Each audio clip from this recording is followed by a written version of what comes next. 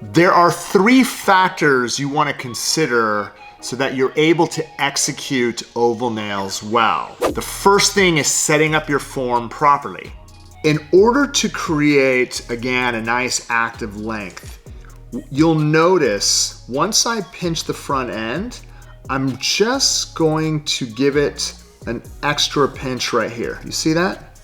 And in that way, it gives me a limited space to build my free edge on, okay? That way I don't overextend the tip when I'm building it. What I'm going to do when I come in, right when I get it underneath the free edge, I'm just going to use my fingers just to lightly tilt it up and then secure it to the side.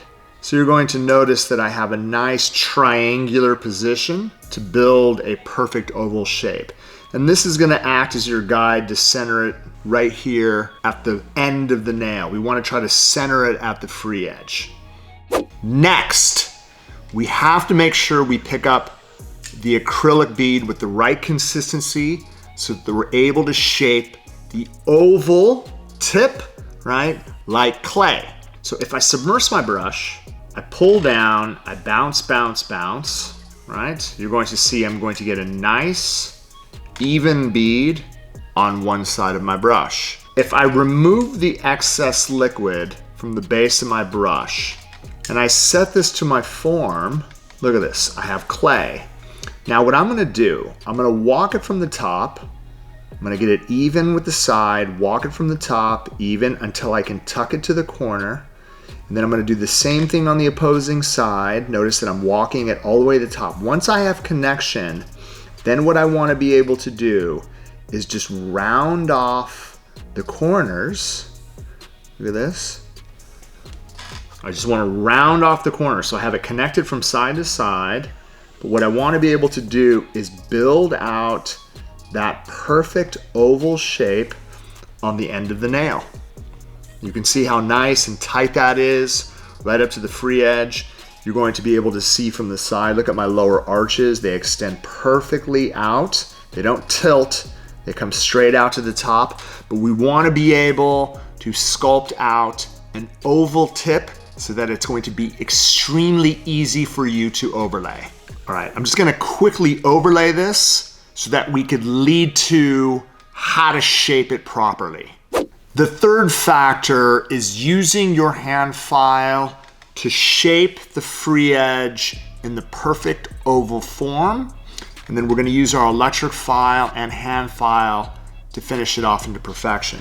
So the first thing I'm going to do, I'm going to make sure that I get my side walls perfect, right? So you'll notice I'm keeping contact with the sides.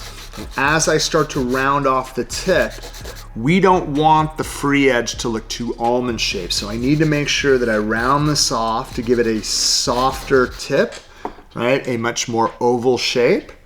And I'm trying to really get this to match up, right, to the cuticle area, but just a little bit thinner, right? So I'm rounding everything off, right? As you can see, keeping contact, and I'm really trying to square everything off, right? From corner to center, from corner to center.